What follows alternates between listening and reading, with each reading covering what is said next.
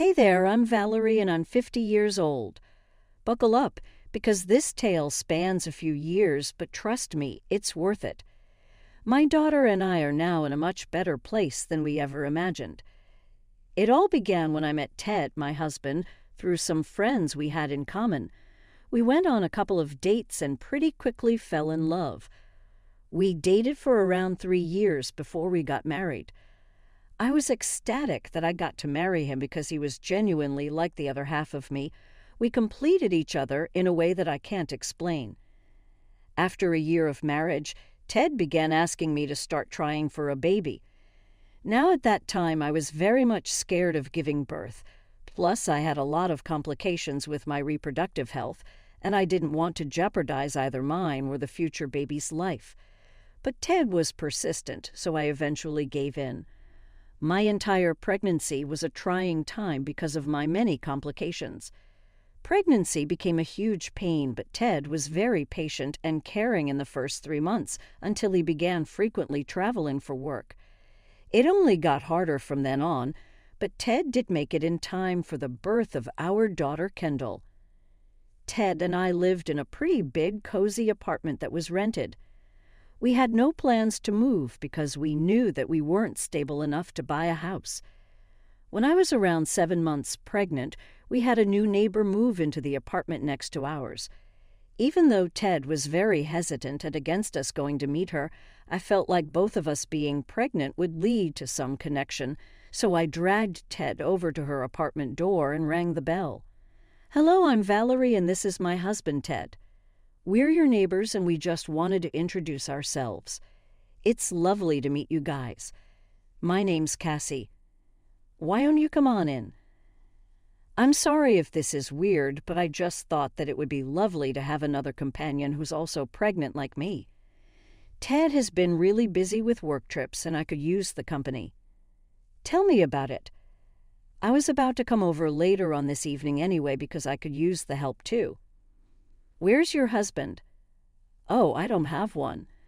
The man who got me pregnant ended up abandoning me, so I had to raise this little one all by myself." "Oh, you poor thing. We're always right across from you if you ever need anything, okay? Even if I may not come to help you out, Ted will be right there." Yeah. At that time, I did think it was pretty odd that Ted seemed so uncomfortable with Cassie. I mean, what reason did he have to be uncomfortable? I had pretty much desensitized him to the gross parts of pregnancy, and there was no way he would have to witness Cassie in that light. Not to mention, at best, he'd only have to run small errands for her. I tried to ask him about why he looked so uncomfortable that day, but he told me to just forget about it and that he was tired. I let it go because I saw no reason to ask him anymore. Although if I had pressed further at that point, I would have probably saved my daughter and me a lot of pain. Anyway, Cassie and I spent a lot of time together and bonded over our pregnancies. Ted seemed very uncomfortable with the whole thing but refused to tell me why. He would just tell me it was weird that I randomly became friends with a stranger. But isn't that how people make friends? After I gave birth to my daughter Kendall, life became even fuller. Ted and I got really busy with adjusting to our new routines, but we also kept Cassie in mind. I mean, I barely managed to get through my pregnancy and I had Ted's help. I couldn't imagine what it must have been like for Cassie. Anyway, 3 months after I gave birth, Cassie did too, and she had a baby girl named May. Since we lived so close together and our kids were so close in age, the two of them grew up really close. We would have a bunch of play dates for our girls, which I have to admit, we also used as downtime for us. Overall, we had a pretty picturesque life. As the years passed, the girls grew older and began to find comfort in each other's homes. That was until they were in their first year of high school. May suddenly stopped coming over, and Kendall refused to see her. Of course, as any mother would be, I was very concerned. At first, I thought it was just a silly little fight that both of them had and were refusing to mend things. But then months passed, and the animosity between them only grew worse. So I sat down with Kendall one night and asked her what had happened. "Honey, I know you don't want to talk about it, but could you please tell me what went down between you and May?"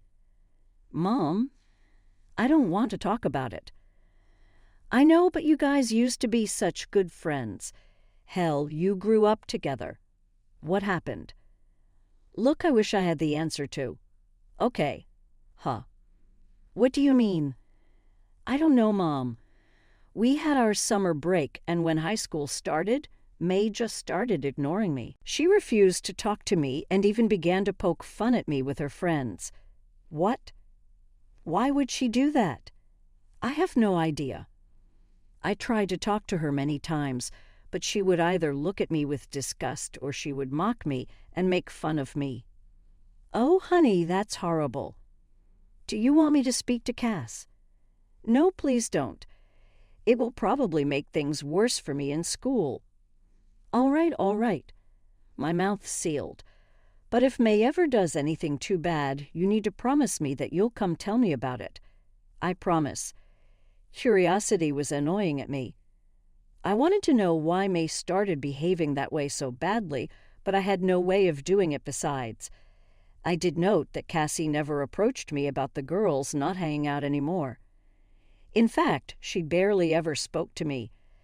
I realized that I never made the attempt to talk to her either, so I tried to change that, but Cassie would always be too busy to talk.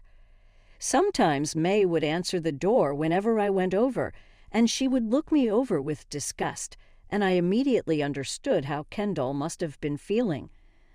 I tried to talk to her too, but she would just walk away from the door and call for Cassie.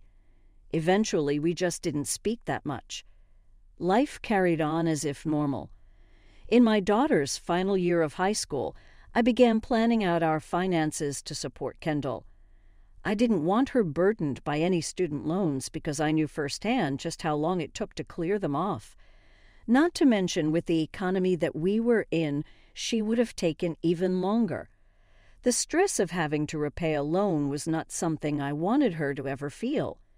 That was why Ted and I planned way ahead and began saving a year before Kendall was born. We only wanted the best for her. She knew about this savings account we had for her, and she knew just how much was in it. There was enough money in it to allow her to go to an Ivy League and still have some left over for her to use however she wanted. Kendall and I were shortlisting colleges one day when I decided to have a look at the savings account we had for her. It just always brought me joy to see how we had ensured a good life for her. But when I saw the account, my heart dropped. Over 2/3 of the amount was gone from it. I tried my best not to freak out in front of Kendall, but I did ask her to go to her room because I had some things to take care of. When she left, I began fully losing my mind. Where could so much money have gone? I looked at the transaction history and saw that it had been withdrawn at an ATM. There was only one person other than me who had access to this account, and that was Ted. I didn't know why he would possibly have needed to withdraw so much money from her account, but I remember just praying really hard that he had not used it up already. I spent the rest of my day an anxious mess as I waited for Ted to come back home from work. Anyway, when Ted finally came back home, he avoided me. Dinner was awkward, and Kendall even asked me if something was wrong with Ted. I assured her that he was just tired and told her to go back to her room. When I walked into mine and Ted's rooms, he was scrolling through social media on his phone. I decided that now he could not ignore me, so he had to tell me what was going on. "Okay, so you've been avoiding me, which means that you know what I want to talk about." "I actually have no idea, and I haven't been avoiding you. I've just had a tiring day and I want to sleep." "You can sleep in a bit, but since you don't know what I want to talk about, then let me enlighten you." "Can we please not do this?" "We have to because Kendall's future depends on it." I was looking at her savings account today and noticed that a large portion of it got withdrawn from an ATM. The only other person who knows the bank details is you. What did you do with the money, and why did you take it out? I really don't want to talk about this. You have no way of getting out of this. If you're in some serious debt or something, you need to tell me. No, it's nothing like that. I just needed to do something out of the goodness of my heart. Goodness of your heart? You can do those things out of your own pocket. You don't steal from your daughter for that. I didn't steal from her. The money is ours until she turns 18. I also contributed to it, so I get to withdraw from it. Kendall turns 18 in 2 months. Do you even know how happy she's been because she was thinking that she could go to Harvard to study law? How could you jeopardize? When you say goodness of your heart, are you talking about Cassie and May? Yes, they were struggling. I wanted to help them out, so I decided to give them our daughter's money. You could have asked me. We could have helped them out separately, and while it may not have been this big of an amount, some help is better than nothing. Look, May wanted to go to a really good university that even we had no way of contributing to. I happened to meet Cassie the day before yesterday, and she was crying about how she was struggling to tell May that she wouldn't be able to get what she wanted. I just felt bad, so I gave her the amount of money she wanted. Valerie, what about Kendall? What are we going to tell her? She's known for years the amount of money we saved up for her. She's worked hard and studied her bus off for years just so she could go to an Ivy League. What are we going to do about that? Kendall's a smart kid. I'm sure she'll get a scholarship. At that point, I did not want to see his face. I was so filled with anger and resentment against him. I couldn't believe that he would have done something so cruel to his own daughter. I mean, yeah, I felt bad for Maeve and Cassie, but Cassie also had the responsibility of telling her daughter their reality. It felt almost predatory, like she purposefully cried in front of Ted about her problem because she knew that Ted would do anything he could to make her feel better. I slept in the guest bedroom that night. I had a very fitful sleep, but somehow I managed to sleep. I woke up the next morning and Ted had gone to work. I decided that I should try and get the money back from Cassie. I waited until Kendall had gone off to school to go over to Cassie's place. Hey, Val, sorry, I'm in a bit of a hurry right now. I need to get to work. Oh, it's okay. I just needed to ask you something pretty small. All right, what is it? Ted lent you some money the other day, and I just wanted to ask you if you could give it back. That was a huge amount from Kendall's university savings that we had started for her before she was even conceived. Ted took it without informing me. What? Oh, no, I'm so sorry that Ted did that to you. I would never have taken the money if I knew that it was Kendall. Yeah, so could you return it? I really, really wish I could, but since Ted gave me the money, it's mine now.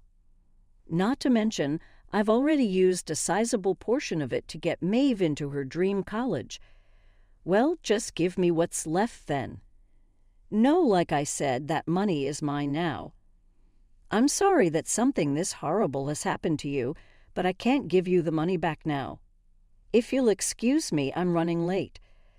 I was shocked at the way that Cassie was treating me, especially after the fact that we had been living next to each other for so long that we were practically family. I never thought that she'd have such an ugly side to her. I wanted to scream and rip my hair out in my anger and frustration. I went back into the house and finally made myself some breakfast. As I ate, I contemplated all the options that Kendall had. The money left in Kendall's savings account was enough to get her through community college at worst, maybe 1.5 years through a good university. I figured that the least that Ted could do, since he gave away almost the entirety of Kendall's savings, he could stop paying for her college. He had quite a few assets that he could sell to pay off her education without letting her fall into debt. I felt like that was the least he could do to make it up to Kendall, because I knew that she wasn't going to take the news well. That evening I broke the news to Kendall, and she was furious. She cried a lot, and I cried with her too. I couldn't imagine how she had been feeling, but I also knew that I shared a portion of that feeling. Kendall acknowledged that I had nothing to do with it and told me that she was in no way mad at me, just her dad. When Ted came home that evening, she went to her room and locked herself in there. Ted didn't even question where she was, and I assumed that was because he figured that I told her about what had happened. In fact, he barely even looked at me, which was good because I wanted the guilt of his actions to consume him wholly. But I knew I also needed to establish our plan for Kendall going forward.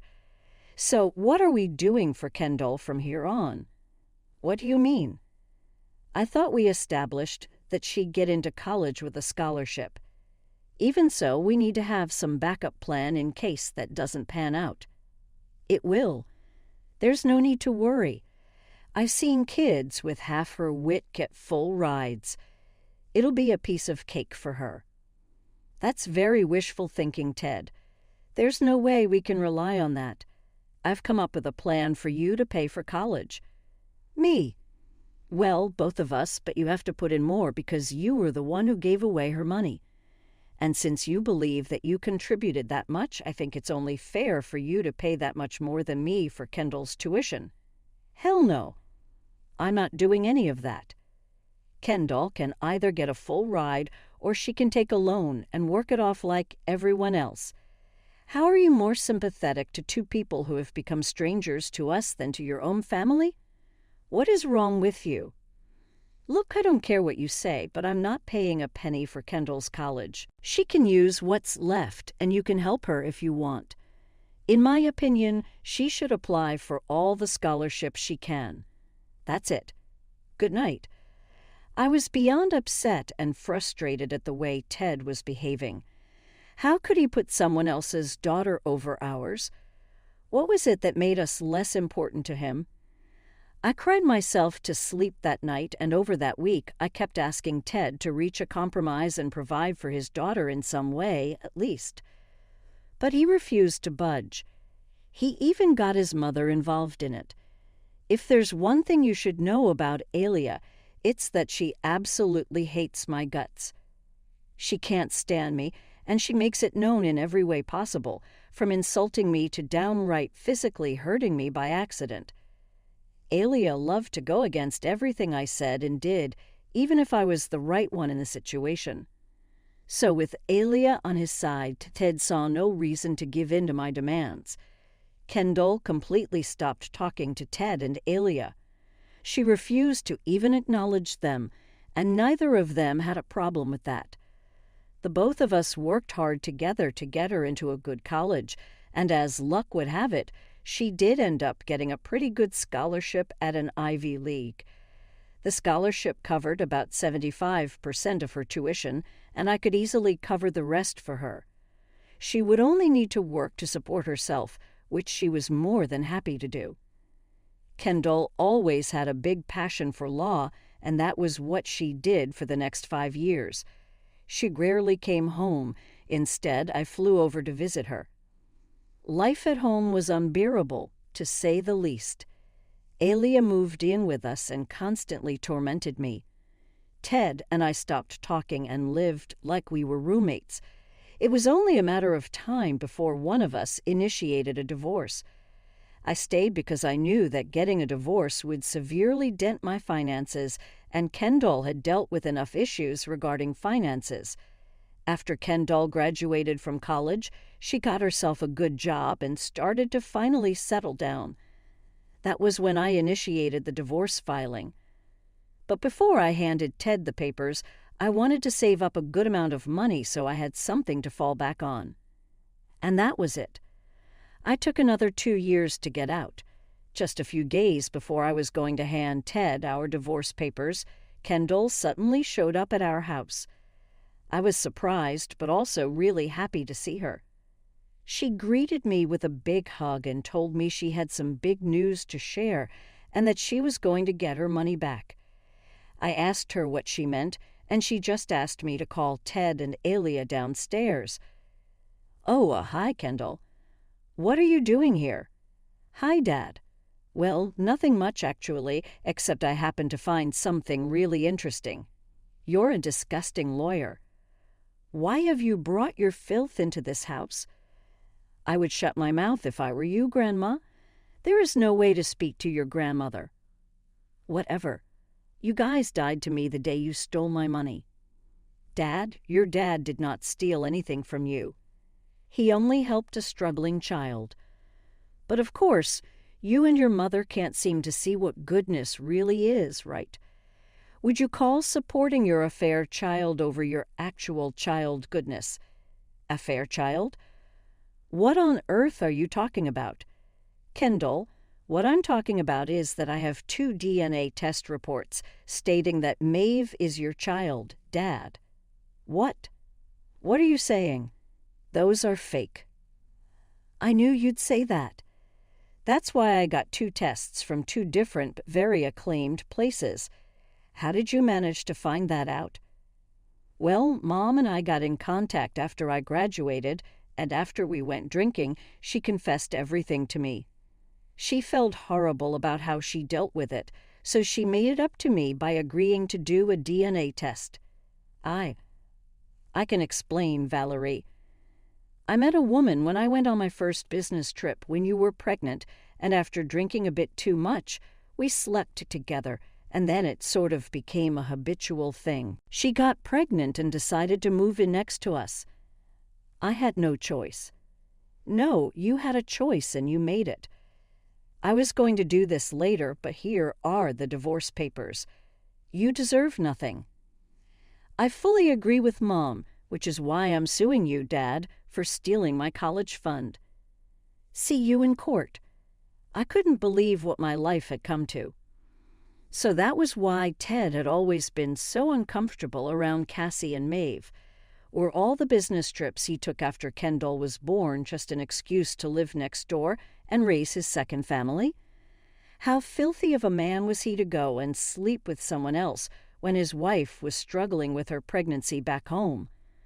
I was filled with pure rage, but I was also relieved that Kendall was taking proper action against Ted's misdeeds.